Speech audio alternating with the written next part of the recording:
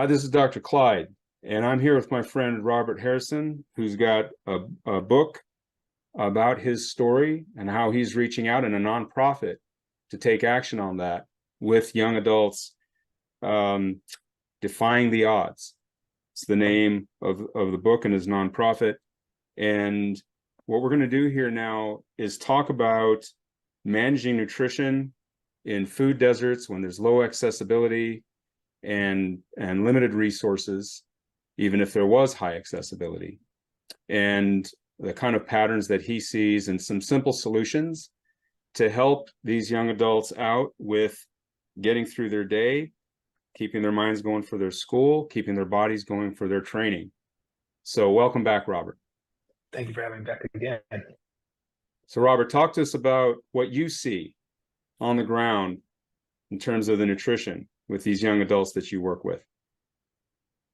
A lot of things that I see is improper nutrition as far as highly processed foods when it comes to potato chips, candy, sodas, high fructose, things in that nature.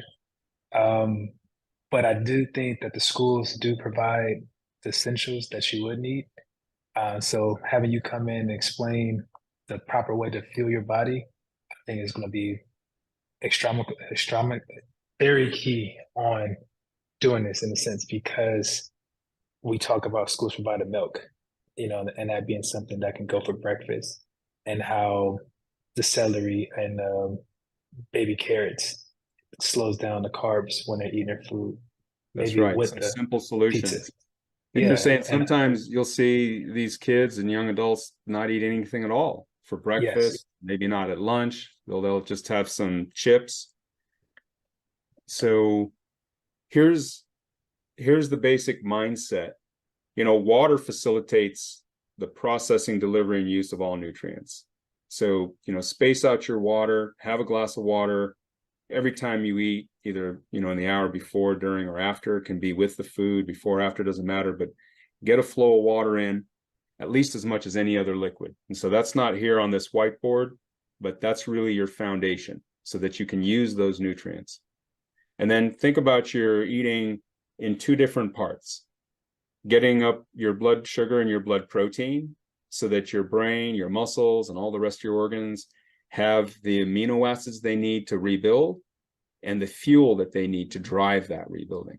So that's from your blood protein, blood sugar levels. And then the other side of it is what I think of as nourishment, your vegetables, your healthy fats. And, fast food might give you some processed carb and some processed protein. So at least there's a little bit of that, not the healthiest version, but oftentimes it's just, like one leaf of lettuce and not much in the way of healthy fats, right? So we'll get to that later. That the first order of business on keeping the body going is just to not let the body eat itself. If blood sugar gets low or blood protein gets low, the brain triggers this cortisol hormone release to eat up your muscle mass. And so your body becomes your breakfast. So how do you fix that? Pretty easy. So, here for breakfast, if you have a glass of milk, just a little bit of milk, let's say 8 ounces, 12 ounces, typical glass of milk, you're bumping up your blood protein, blood sugar, and you're out the door. That's all you need. It could be non-fat, full fat. Full fat milk will give you more satiety. It'll digest a little slower, so your body will experience it a little bit more as a breakfast. And that's why body fat levels tends to be lower when you're eating full fat.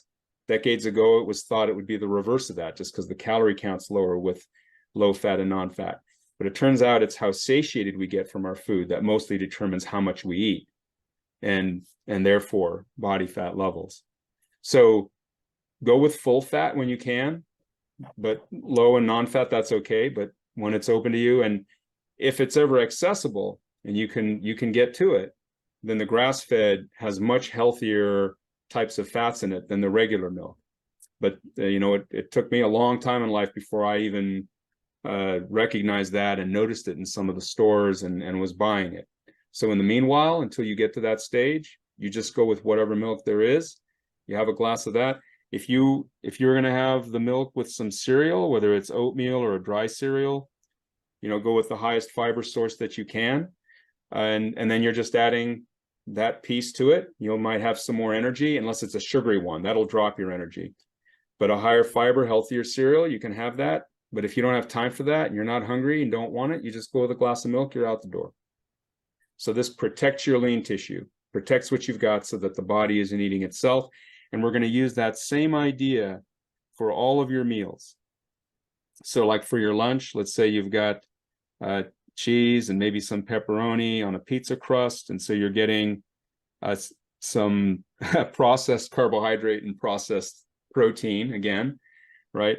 And if you don't have any vegetables, that crust is going to digest pretty quick. So how much of the protein that you're eating is actually used by your body is determined by how strong your blood sugar is for as many hours as possible. Tortillas, rice, pizza crust, bread, they digest pretty quick. So after 2-3 hours, the blood sugars are already dropping. There's still plenty of protein coming in because protein digests slow, but the blood sugar isn't strong enough to use all of it. So you end up urinating out some of it. If you have, I'm going to put this in a change of color. If you get some vegetables, whether it's, even if it's low in nourishment, it could be celery, iceberg lettuce, it doesn't matter that there's a lot of nutrients. Of course, if there's darker vegetables available, there's more nutritious, but any vegetable, even iceberg lettuce, it's going to slow down the digestion of the pizza crust, the bread, the tortillas, the rice, so that your blood sugar is stronger for longer, and you therefore use more of your protein after 3 hours after eating. You're still using that protein that's digesting slow in the 4th and the 5th and the 6th hour. So you could potentially as much as double the amount of muscle growth and healing from normal everyday wear and tear, and in particular exercise training and injury that you're trying to recover from. And exercise does injure the body, and you're looking to heal and recover from that. So you want a strong, stable blood sugar and a strong, stable blood protein level. But protein generally digests slow. It's the processed carbohydrate that's not there for you after 2-3 hours. But when it's in the stomach with the vegetables at the same time, the carbs get trapped in the stomach because the stomach has to take a few hours to break all those vegetables down before it empties it. So you kind of trick the system, keeping that faster digesting carbohydrate in the stomach so that it empties slower, and you end up with a much stronger blood sugar for 5-6 hours and make full use of the protein that you're eating. So let's say for dinner you have some hamburgers, burrito, tacos, or maybe some chicken with some bread, so you're getting a protein, no problem there. Typically, people, whether it's tofu, legumes, or an animal source, people are trying to get that on their plate, and they'll have some rice or bread or other carb. But we're back to the same problem, where if there's no vegetables to slow down this carbohydrate, then we're not going to make full use of the protein. So you could think of vegetables as a sports nutrition supplement that slows down the carbohydrate so you use more protein. And that protein is your first step to building your cells back up so that they can recover.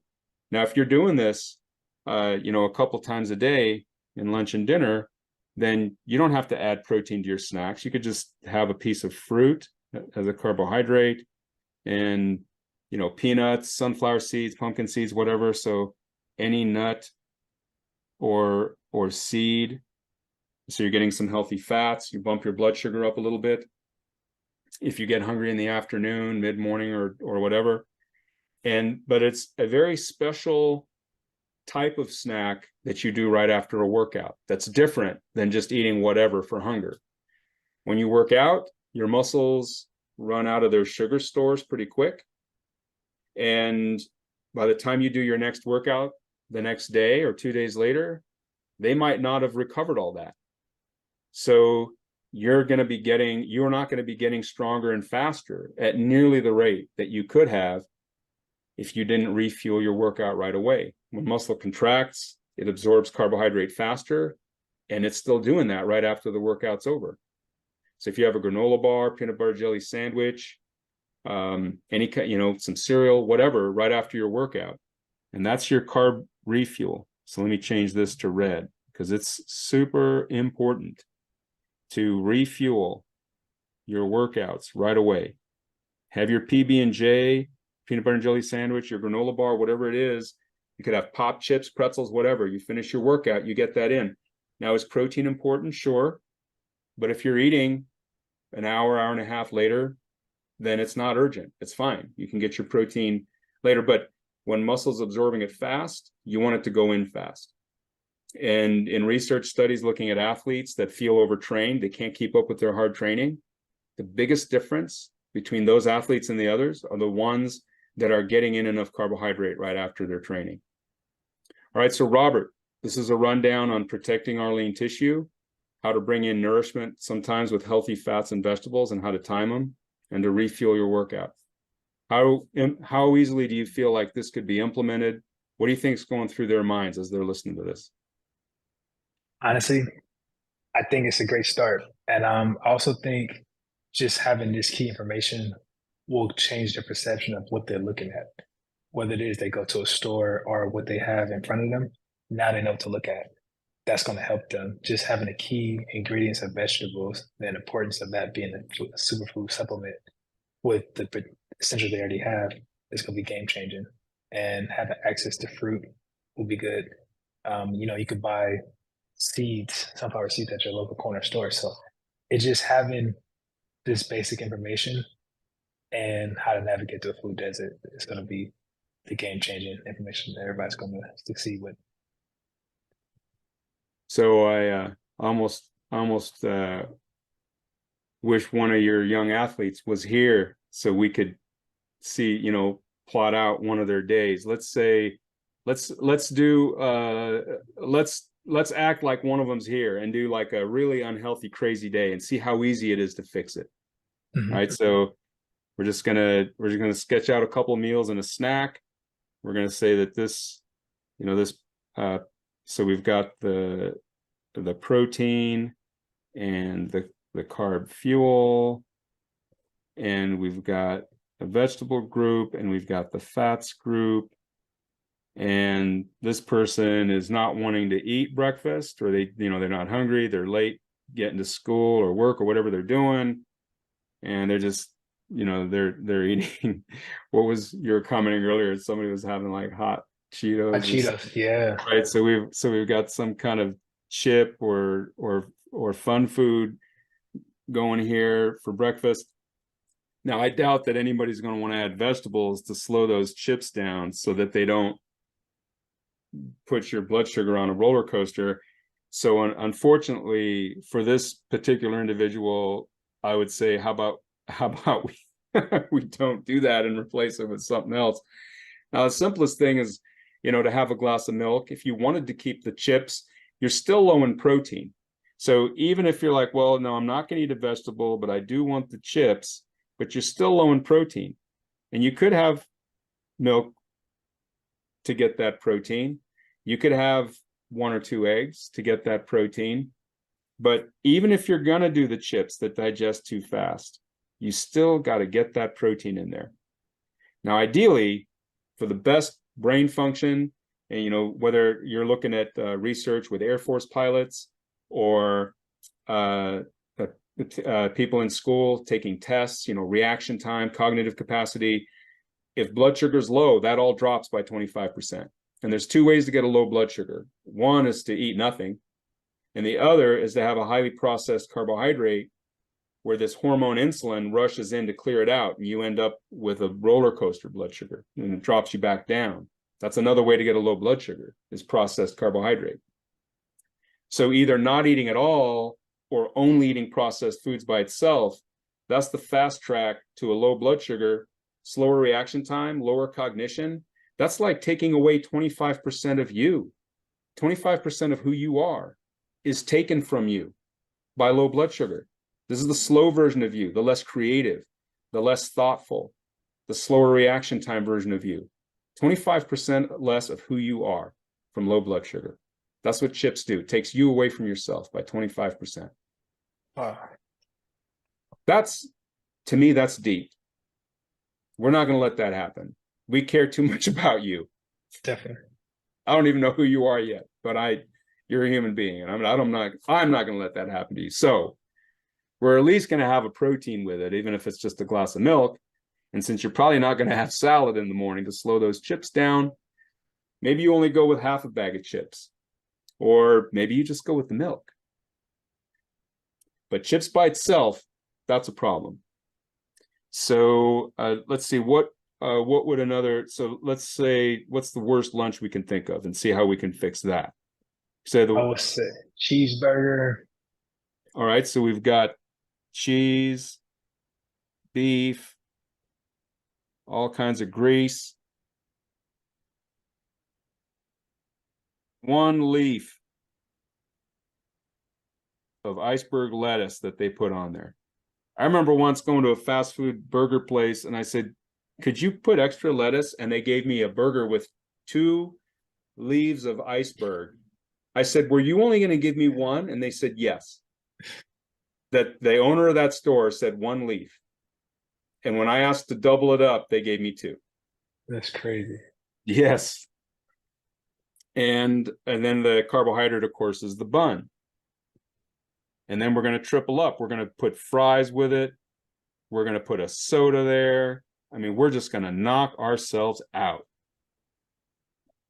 Now, we're not just going to drop our blood sugar like the chips earlier.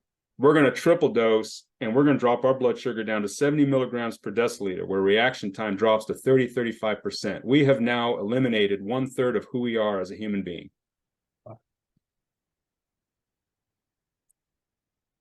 So let's get rid of at least one of these. Now, some people go with what, a protein burger where they wrap it in lettuce with no bun because you want to go with the fries, or have the regular bun and don't go with the fries, or split the fries with somebody, but if you're double and tripling up and there's no vegetables there and you ask for extra lettuce and you get 2 leaves, that's not going to slow down anything. And so you're looking to destroy your afternoon. Feels great while you're eating it because they put sugar in the buns to get a stronger opioid response so that we feel like we're surviving. But actually, it's accelerating disease risk and lowering your quality of life in the short term and increasing disease risk in the long term. But they add fructose to the buns, add salt to the fries so that we're just loving this experience in the short term. But it's a heavy price that we're paying. Already it's that afternoon. So let's get rid of this soda. If you're going to have soda, do it when you're not eating a bunch of processed carbs, because soda is liquid candy. Have a glass of water and then sip on your soda instead of guzzling soda as if it's hydrating when it's not. It's just hurting you. So if you're going to do something that hurts you, at least don't be thirsty or hungry and enjoy it. Like if you're going to have a piece of cake, don't be hungry and shoveling the cake in. Eat something else and then enjoy the cake. I once went to dinner with a friend. He ordered a mud pie. He was so hungry, he ate it. And I asked him, how was it? And he had to think about it. He had eaten it so fast. Anyway, a bun and fries is still double dosing. And if you don't have a vegetable to slow it down, then that's not going to optimize your sports performance, your recovery, or your brain function, or your physical energy through the day. So that's something to think about. And it's not like if you ask them for extra vegetables that you're going to get very much, right? So that's a tough order. But I wouldn't go with large fries and 2 hamburgers with two sets of buns, right? Keep it to 2 doses or less. Just look at what you're ordering. If you want 2 patties of meat, order a double. Don't go with 2 separate burgers that has double buns, right? Think about the dose. And if you need more calories and you want more bread, then have another set of burgers a few hours later. Space it out so that it's not rushing into your bloodstream, because you're not going to have much vegetables to slow it down. Unless you're eating a burger at home where you can just grab some pre-washed lettuce that might be in the fridge and just shovel it into your mouth and then go enjoy your burger, right? That's how I do it. I'll eat some lettuce and burger. I don't even notice the lettuce because it tastes like a burger. I'm eating them at the same time. So Robert, give me an example of a horrible dinner. Let's see what we can do with that. Horrible dinner. Let's go with a TV dinner. TV dinner? Yeah. Salisbury steak. So we got a Salisbury steak, or like maybe something that's fried, some kind of protein that's fried. Chicken tenders. chicken tenders. If you squeeze out the grease, you'll get rid of 100 to 200 calories of oil that was exposed to high heat, which is therefore not healthy. When you've got like a high quality olive oil, or you're eating olives or nuts and seeds, that stuff hasn't been exposed to a lot of heat. These things are good for you. As soon as you expose fats to heat, they start to break down. And that's why fried food is not healthy for you. Like the Mediterranean diet, very high in fat. Half the calories are fats, but they're healthy. So high fat is not unhealthy. But when that fat has been exposed to high temperatures, that's a whole different thing. That's where fried food falls short. So when nobody's looking, I'll squeeze stuff in a napkin. And if it's chicken fingers, or when I grew up, man, I loved the KFC with all the breading. Oh boy, did I love that. But I'll take off any big chunks of that, squeeze out the rest, and then I enjoy it. It's okay to have some of that as long as you're thinking. Mm-hmm. You can engineer anything. So maybe reduce the grease a little bit. So reduce the grease a little bit, pull some of it off, squeeze a little bit of it out. If you're not eating much of it anyway, then don't worry about it, right? Think about moderation in oil that's been exposed to high temperatures. And then probably there's like a mashed potatoes in there. Corn. Or what else would be in a TV dinner? You got the corn, and you have the microwave brownie. Right. So there's a brownie. Oh boy, you're bringing back memories. Let's go see if I can find one of these and optimize it. And there'll be some peas. And usually the corn is mixed in with that. Peas, corn, and carrot, right? Mm-hmm. And the portions aren't that big. So it's not like you need a lot of vegetables to slow down the mashed potatoes and the brownie. They're not large portions. And sure, there's some vegetables, peas and carrots, that counts. Corn is actually a fuel source. So that goes into the same category as this fuel over here. The portions aren't large enough to really worry about, but your vegetable load's pretty low. Total calories probably 400 or 500. It's a pretty rare thing that somebody's going to add a food to a TV dinner or a pre-made meal. So really the only thing that you're doing with this is reducing the grease load if it's easy enough, and half the times it is, and to make sure that you finish whatever vegetable is in there as opposed to just leaving it and having the mashed potato and the brownie. And if the pre-made meal is higher in carb, like if it's like a pre-made pasta dish, lasagna, it might have enough protein, but if it's a higher carb dish, then you need to go outside that prep dish or TV dinner and have some vegetables, just shove it in your mouth like I do, or like Will Svitek from the NFL, he did with my advice. Ryan Hall, our fastest marathoner before he retired in the US, what he was doing, which is just to use some vegetables to slow down the carbs that you're eating that you want to eat, so that they help you instead of hurting you.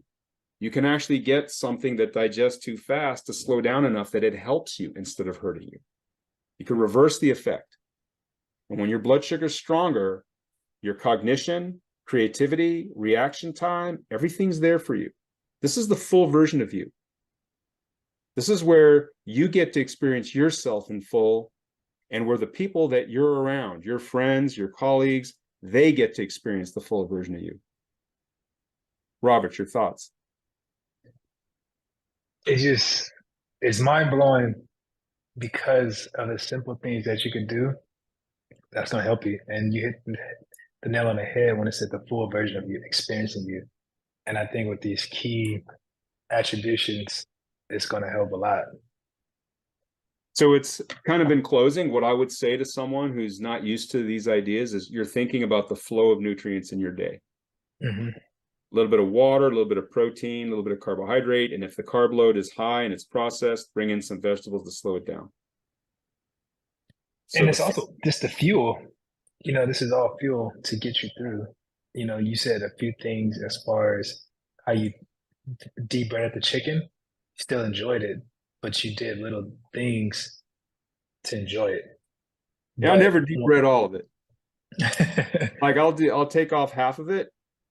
And if I'm feeling like the breading, maybe I'll take off less than half, but then I squeeze it.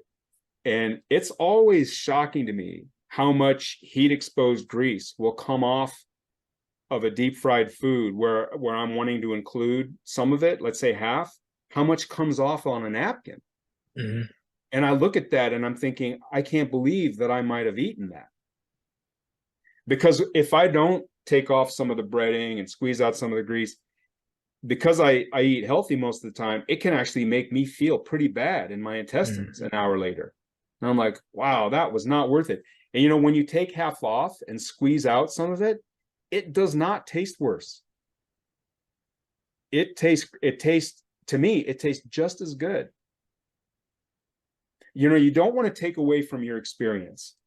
But what you find is that how good something tastes, it ends up plateauing out. And adding more salt and grease and sugar is not better. So if you just cut that down a little, you're still at your maximum plateau. You're still fully enjoying this food. The only difference is you thought about it a little bit, did some small thing to help your body out, and you end up with a better hydration, blood protein, blood sugar level, and now your brain is fully engaged. And that's where you and everybody else get to experience the full version of you. Because to me, and I know we're on the same page on this, Robert. Whether you're Mhm. working out, eating, or anything else that you do in your day, the goal is your life experience. It's not to hammer away at yourself in the gym or to torture yourself with salad. The goal is to optimize your life experience. The nutrition and the workouts, it's about that experience. It's not about the workouts and the nutrition. It's about experiencing yourself and sharing that with other people. And you can't do that if you're going on fumes or only sit and don't move or don't think about the importance of sleep, right? These aspects that doesn't just help us to survive, but to thrive. Yeah. And it doesn't take nearly as much resources as you might think. When I left high school, I went in the Navy. I was on an aircraft carrier, and I felt like I was in a food desert. And then when the doctor on board said, "You're really unhealthy. We need you on medications for blood pressure and cholesterol and all this," I started looking more around me, and I realized I could put fruit on the oats instead of brown sugar. There's fruit. I didn't realize the salad bar over there that was a fruit bar in the morning. I never looked. And the eggs were really greasy. And I'm like, and I was taking a napkin to get the grease out because the doctor worried me what he said. And then a friend of mine, he says, "Did you notice there's a tray of hard-boiled eggs?" I'm like, "No, where's that?" Well, it was in a shelf that was this high. And I'm only 5'8", 5'9". And I'm like, so finally I go on my toes. I'm like, I've been walking past these eggs every day, hard-boiled eggs. And they called me the Eggman because I had 12 eggs every morning. I mean, I was so addicted to powerlifting, and I had it in my head that, protein, protein, protein. Now I know that more than about one egg's worth an hour. So a few eggs, more than that, I'm just going to urinate it out. I didn't get that at the time, but I mean, I was having these greasy eggs. Once I started looking, I realized that sure, there was stuff missing, but it wasn't as bad as I thought because I was Mhm. paying attention.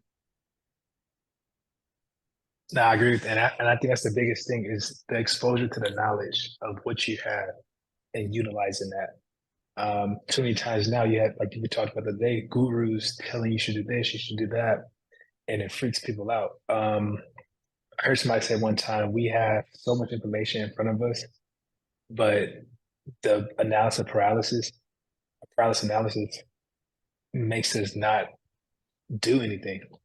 And so the way that you're explaining everything is way more beneficial by adding those different things to help the people.